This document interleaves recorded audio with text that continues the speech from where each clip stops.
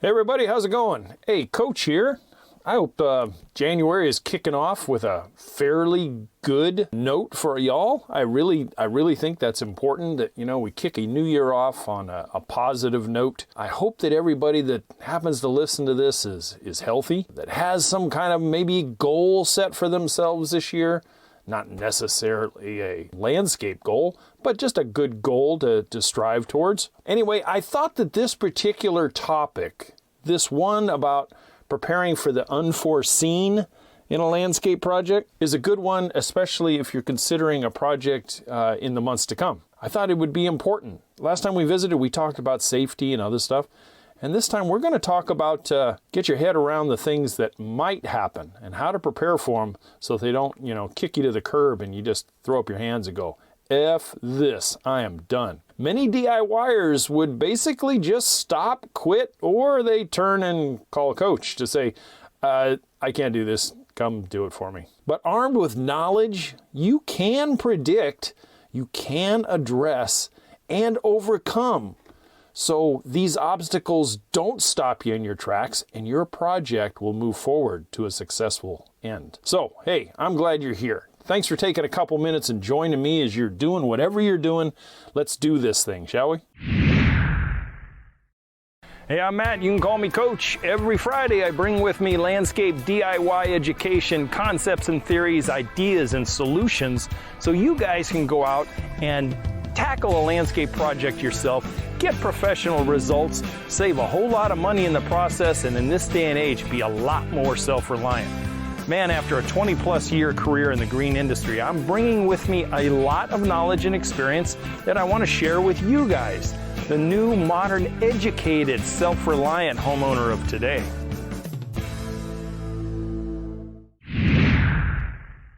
For many years when I was actively contracting and designing for people and doing all the things that I did in the green industry, many, and I mean many, unforeseen obstacles would raise their ugly heads on job sites.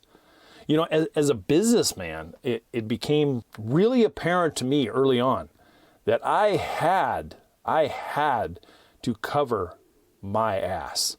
So today I'm going to teach you a little bit so you can cover your ass. It is a very important factor that one needs to consider when taking on a project by themselves. I took it so seriously that as a contractor, I literally wrote clauses into the contracts I had with clients because I fully expected every single job. I expected something was going to, reveal itself that would stop me temporarily, where I had to call the client and say, hey, I just found such and such, and we need to talk. So for those of you who are doing a DIY landscape project, especially those with older existing landscapes, because we can, I don't know how to say it, because we can often never predict what is going to be behind the walls, under the ground, under the house, or someplace else. You just can't predict it. I cannot count the number of times I ran into obstacles that the client had no idea was present, and you call their attention to it and they just go, WTF? I had no idea something like that was there.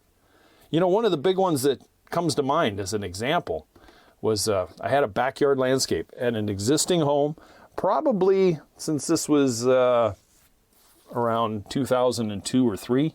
I was going to demolish the backyard and we were going to re-landscape it so it fit the new homeowners and their family. And as I started to dig into things and take stuff out, I found an 18-foot by 20-foot rebar reinforced patio or old garage slab about 6 inches under the ground where the existing lawn area was and where new patios and new lawn irrigation and drainage was going to go. Yeah, needless to say, that was an expensive, unforeseen budget breaker. And when I showed it to the clients, both of them just kind of dropped their heads and shook their head. And I went, man, guys, I'm sorry. I mean, I certainly didn't know it was there. You guys certainly didn't know it was there. So what do you want me to do? And in that particular case, it added a real pretty penny to the cost of the job. I wasn't going to tear into that because it was the better part of 2+ days with 3 people working on that thing with a concrete breaker on the front of a Bobcat and a 60-pound sledge, metal rebar cutter. Yeah, and then the haul out and dump fee and everything else that went along with it. Yeah, that added some stress to the owners, and I felt really bad. I really did. They were 30-somethings, and this was a move-up home, and it really it put a damper on it temporarily. But after it was all done, we were able to move forward, and the job came out really nice, and they were happy about it, even though they were a couple $1,000s poorer. But that's the unforeseen.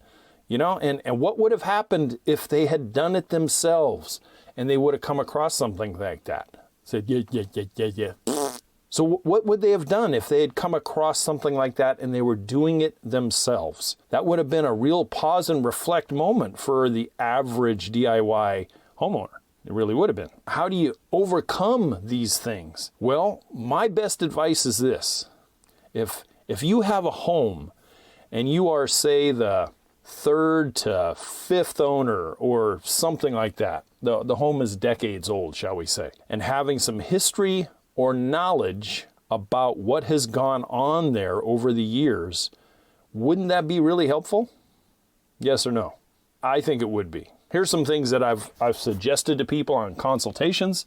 It's things that I have done myself on job site, prospective job sites, and maybe it'll help you guys a little bit too.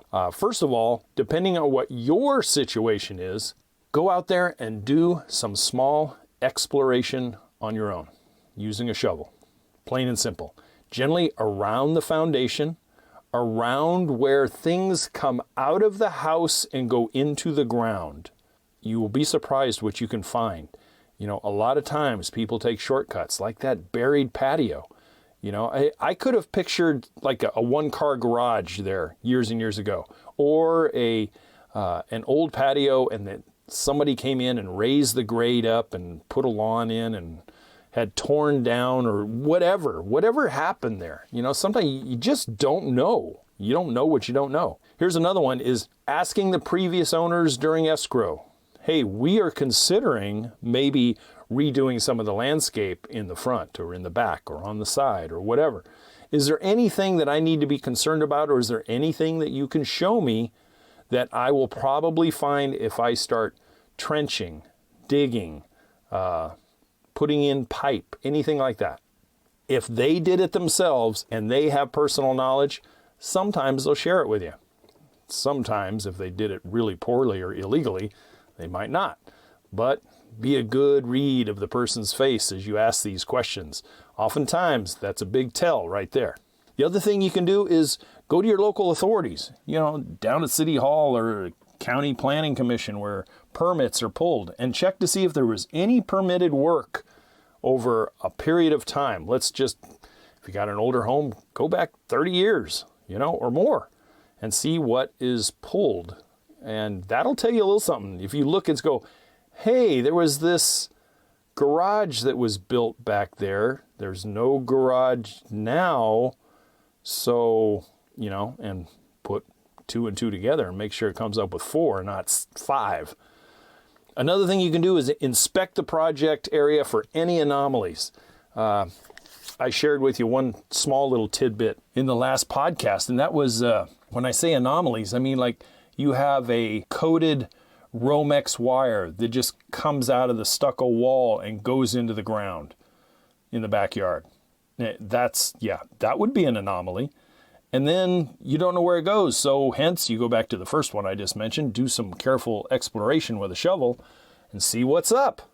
I have found some cheap ass landscapers and illegal landscapers that have done drain lines, and they've connected them to the downspouts, and then they put them under the ground, put some duct tape over the end, and never ran them anywhere. They just went 6 inches under the ground, and then they backfilled it with dirt, and they called it a drain line. And then I get there, and I've got to move stuff around, and we're going to redo stuff.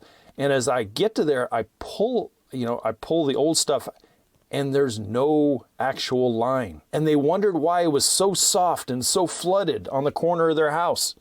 Yep. And then when I show them that, yeah. Production work. Be careful with production work at new homes. Not everybody is as honest as you are. So sometimes they cut corners. Sometimes they run out of materials and they just stretch crap just to make the budget, I guess. I don't know. Here's another one that I found very, very useful. Actually, on my very first house, I found this. And that was talking to the neighbors. In my book, I tell you about Tom. Tom was a wealth of information on my house. It really was. And I used Tom to my advantage. Even though he was a bit of an ass, an arrogant ass, he knew I was working hard. And he knew that I was trying to improve my first house, which in turn would improve the neighborhood, believe me. And so he told me, yeah, some of that stuff, this was that. And yeah, they used to have a such and such there. And it was like that quite a bit. So I used the neighbors to find out, hey, I'm your new neighbor, John, next door. How are you? Hey, we may be doing a landscape project over there this spring. Can you give me any sort of insight, since you've been here 25 years, about what the Smiths might have done in the backyard, or anybody else? And who knows what you're going to come up with. You may very well get a story you're just going, huh? Really? Yeah, they used to take care of dogs, and when the dogs died, they just bury them out there. So don't be surprised if you find a bunch of bones. And mention that one in the book too. Anyway, all of these can possibly shed some light on what form of unforeseenness might be present in your landscape project area. I mean, sometimes I guess it would scare you, but at the same token, knowledge is power. And wouldn't you rather know it going in and be able to form a plan around than to get into the middle of it and then discover it? And you go, oh, holy crap, now what do I do? In one project I did, we never could have predicted, and this one wasn't too long ago, never could have predicted a heavy-duty cement truck would discover an old abandoned outhouse pit out in the middle of the backyard. The hard way. It literally just crumbled the ground in. And that cement truck, full of 9 yards of concrete, sunk the back axle on the passenger side. Fortunately, it was heavy enough that it just powered out of it, and we were able to keep on going. But all of a sudden, I was faced with having to make sure that hole in the back lawn, of which I showed the homeowner, got filled back in correctly, so it wouldn't do that again. Oh man, there's a whole story behind that too. But fortunately, the truck did not get stuck, and we were able to get the pour done. But who knew? The homeowner there certainly didn't know anything about that, and it was a speculation that it probably was an outhouse pit from a long time ago, because the house was really, it was Great Depression era home. So it'd been there for many decades. For me, there was always kind of a two-prong approach to unforeseen matters in landscape projects. I'll share that with you right now. They're really easy. Always expect them. Always. Without a doubt, expect the unforeseen. Number 2, this way, they are not surprises. When you come across it, you can just drop your head, shake it for a second, and go, okay, that's what Coach talked about. Here is my first unforeseen obstacle. There's really no reason to throw your hands up and give up. There really isn't. Because going into it with your eyes wide open instead of shut is a much better mental frame of reference than to go into them going, oh man, I hope nothing goes wrong. Oh my God, there's a pipe here. What am I going to... No, you don't need to do that.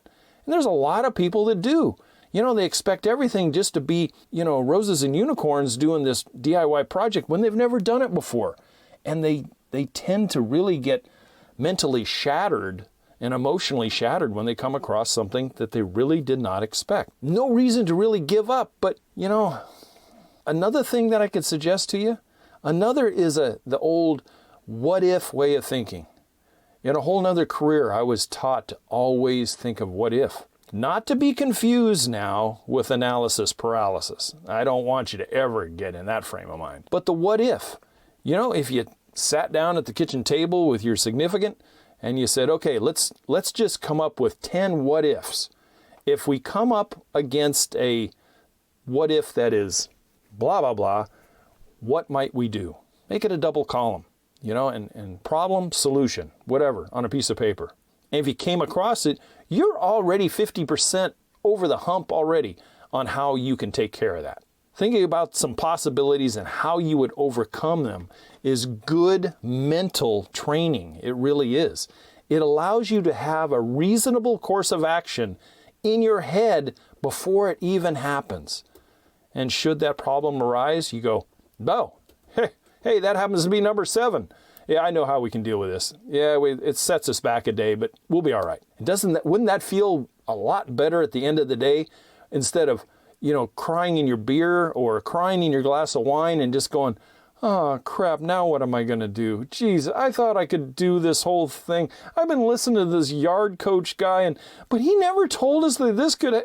No, not now. So how do these unforeseen obstacles affect folks? Over the years, I have seen and helped many who ran headfirst into that obstacle wall over the years. I really have.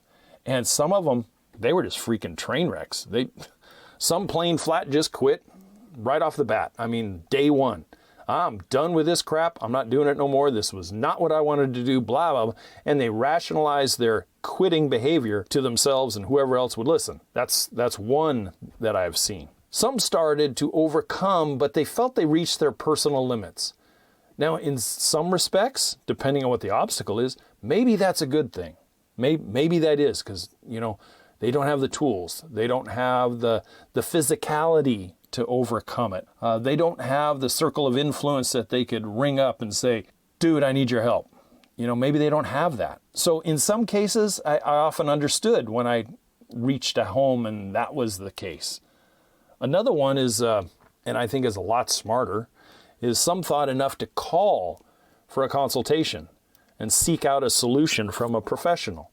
And it could be anything from leach fields that they didn't expect, septic tank that they didn't expect, gas line, etc. Some of the things I'll talk about in a minute. And then again, there was always the fourth solution, and that was they just took out a freaking second mortgage and paid coach to finish the project. That's what I've seen as well. And in some cases, it made them a lot happier people because they kind of got taken off that meat hook and they could just sit back with a cup of coffee and watch coach work. And that's okay if you can do it. I mean, shoot, I made a good living off of that. But this channel is all about self-reliance.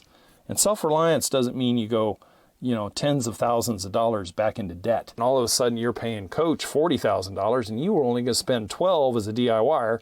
And what could you have done with that other 28 grand? You could have left it in the bank and not have to pay interest on it.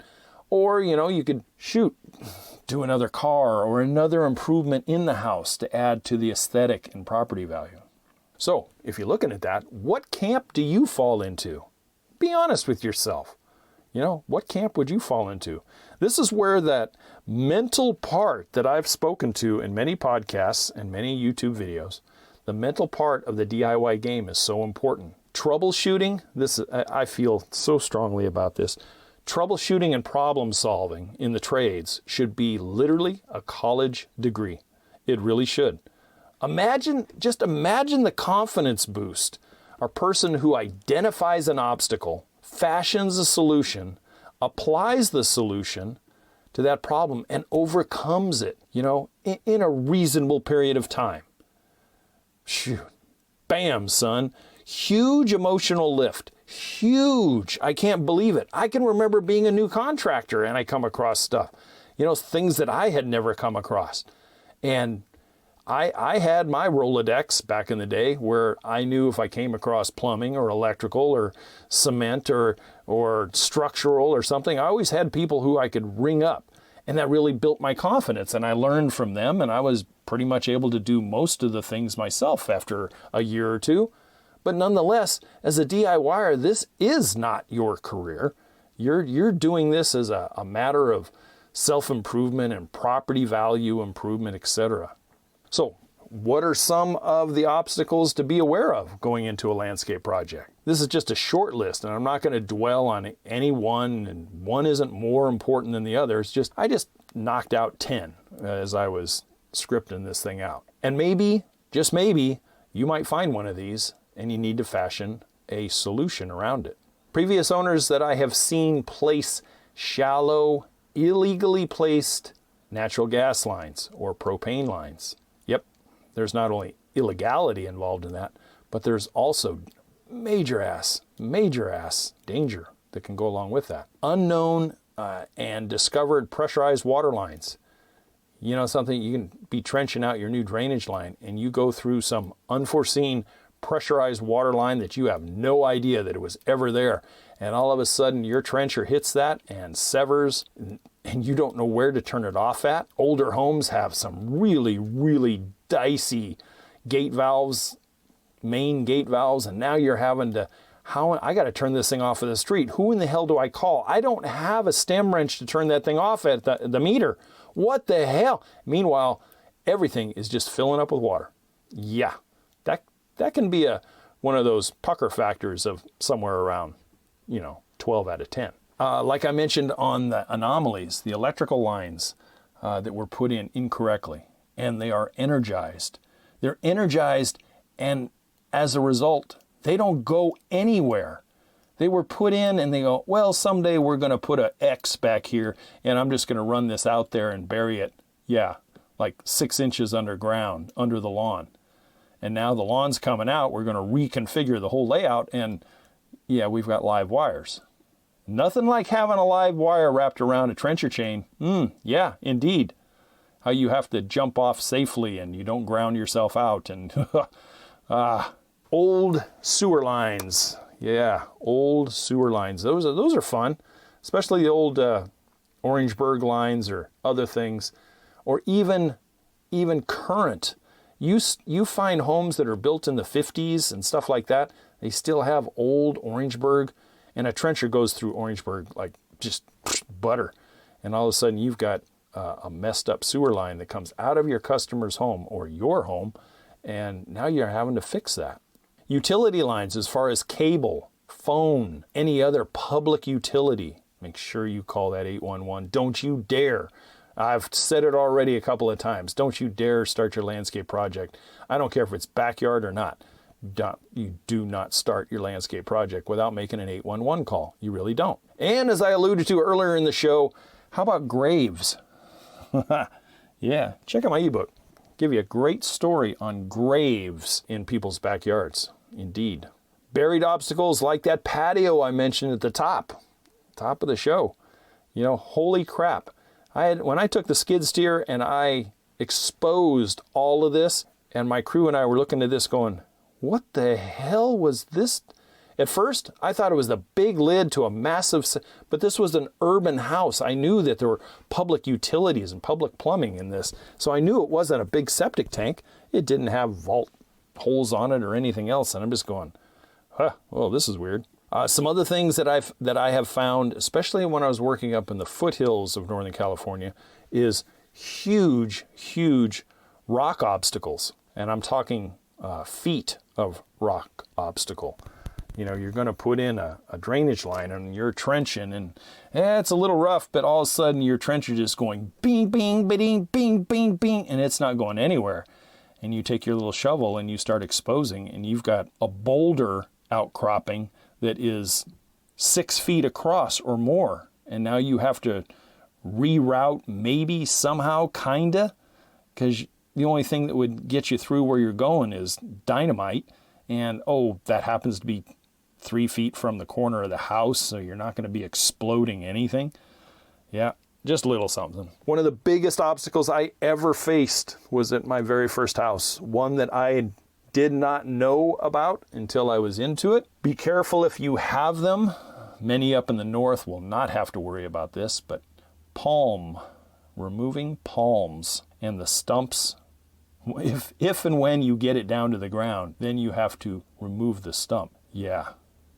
Look it up and see if you can find a tree company that'll actually come out and work on that. Lastly, I did talk about a septic and leach field that no one expected. You start finding a septic vault and leach fields where maybe they only did 12 inches of cover over it instead of like 2 to 3 feet. And all of a sudden you've got this leach fields with, you know, drain rock and other stuff. Yeah, it's just some of the obstacles. But you know something, I'm sure, no, I'm just not going to say sure. I'll say positive that there are others out there. I just can't think of them for the short podcast that I have. What I suggest, you know, is from a DIY perspective, try this. Number one, if you allocate yourself a month to get through your DIY landscape project, allow yourself an extra 2 weeks, extra time. I always suggest that if you're saving for a DIY landscape project, whatever you come up with, add at least 10 to 15% if you're doing it yourself. Now, if you had a contractor come in, you'd better have 20 to 25%. Doesn't mean you have to spend it. It just means you have to have it just in case. I mean, that big patio slab that I had to cut out of there with all the rebar and everything else, you know, that was something like $2,700 that cost those people. And that was back in the beginning, 2002 or 3. Having resources ahead of time should you need them. And I mean resources in the form of call around and talk to people that are in the trade that you might have to lean on. Cement people, plumbers, electricians. It's always good to be able to speed dial and say, Mr. Smith from Smith Plumbing, I have hit a sewer line and I need your help desperately. Either walk me through it on the phone or how soon can you get here? A pressurized water line, you know, a plumber generally, most plumbers don't even deal with sprinkler lines. You would have to have a sprinkler person, you would have to have a landscaper on speed dial in order to come out. And then know how to shut off water and all the electricity and other things. Very, very good self-reliant thing to know about your home. Lastly, have a plan. Have a schedule, add a little bit of time to it, and have the help that you can call should you need it. That's some of the best thing. If you've got family in town, in county, or somewhere within the region, would really help if all of a sudden you need knock, knock, knock, or ring, ring, ring. Man, I am in a bad way. I need your help. This has happened at my project. Can you finagle some time to help me get over this? There's nothing like having someone come to your aid and come to your side and help you not only put another set of eyes and a brain to it, but eventually overcome it. And then make sure you treat them right. I don't say this to scare anybody. It's just for knowledge. Knowledge is power. You know, almost all projects, all DIY landscape projects and professional projects go smooth from start to finish. And I'm sure yours will as well. But there are those percentage of that 100% projects that just the freaking wheels fall off the bus. And there's nothing worse than have something go wrong and then your yard is a freaking disaster. It is torn the hell up. And now you're facing problem X and you just don't know where to turn. So an ounce of prevention, an ounce of education, however you want to put it, is worth a pound of cure. We've all heard that at one time or another. Lastly, don't be your own obstacle years down the road. Take photos of your current project work, the start, the trenches, what is in the trenches, where it is. Slap a measuring tape down on the ground from the corner of your house and take a picture of it where the trench is and where that electrical line or that gas line or wherever. So 15 years down the road, you don't go, where did I put that? Where is it at? No, you have a recordation of it. And if you end up selling, you know, you can always turn those photos over to, provided that it's legal. Let's be clear on this, that you're doing everything above board, that you can turn those photos over to the new owner and say, hey, here's where X, Y, and Z. You know, at Weed Patch Ranch, when I started tearing into the ground and stuff, the owner that sold it to us, and they left the state. They went back east. But he gave me a sketch, and a reasonably accurate one as far as where the gas lines were, where the water line, the electrical, and everything was. And he had it down to within inches. So when I started exploring with my shovel, sure as hell, I found it. I found the blue tape for water and the red tape for electrical, or yellow tape for electric. I forget what it is, buried under the ground. So it was very easy to find and very appreciative that that was there. You know, being self-reliant and a DIYer is such a great skill set in this day and age. Having that sense of self-confidence to meet obstacles head on, really no matter what they are. They don't have to be just landscape projects. It could be life projects for all you know. And overcome, man, that is a priceless commodity that you can put your head on your pillow with every single day. Couple that with some good common sense and a reasonable expectations of oneself, and you are ready to take most anything on that life has to throw at you. You really do. Since knowledge is a big part of all of this, if really it is, if you know about it and you know how to deal with it, that's 50% of the battle. But my point is, maybe considering helping coach out just a little bit. Visit the website and check out the ebook and the course. They would give you a huge leg up on any landscape project you're doing or considering. Seriously, that DIY course is like a 2-year college education at a community college. There's that much education in it, and that much landscape education, you can float through a landscape project darn easy. And with the confidence and education you have just from this, then you're pretty much set. So I invite you to share your thoughts and maybe drop a comment or an email to me and let me know what some things that you're fearful of taking on your project or what you have faced, so that I could add to my list of obstacles. That's what I have for you guys this week, and I so much appreciate it. Hey, if you've stayed this long into the podcast, you know, maybe considering visiting us every week. I'd really love to see the podcast grow. As always, to your landscape success, you guys take care. I very much appreciate your attention. Bye. Thank you for listening to the Yard Coach podcast. Don't forget to head over to the website at youryardcoach.com, where you will find more DIY landscape education, including the free 15-step DIY landscape checklist, Coach Matt's ebook called Landscaping Simplified, and the flagship digital course, Homescape 1.0. As always, if you have any questions or comments, you can email Coach Matt directly at youryardcoach@gmail.com. We'll see you right here next week.